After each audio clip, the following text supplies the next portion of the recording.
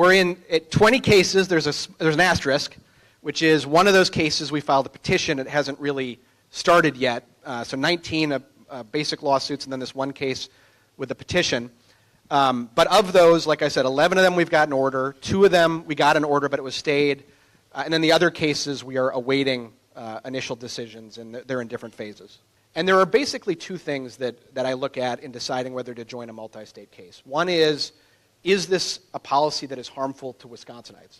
There are lots of policies the Trump administration issues that I disagree with, but some of them may not directly impact Wisconsinites. And if that's the case, that's not a case we would get involved in.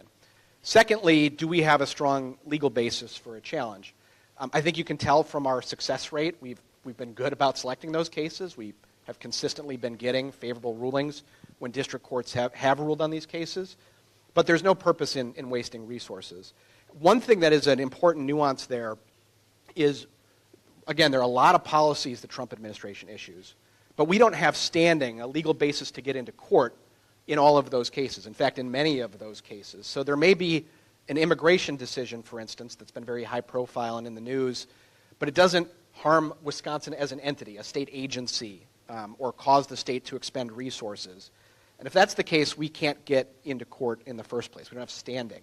So that limits where we can get involved and also impacts when we decide to get involved.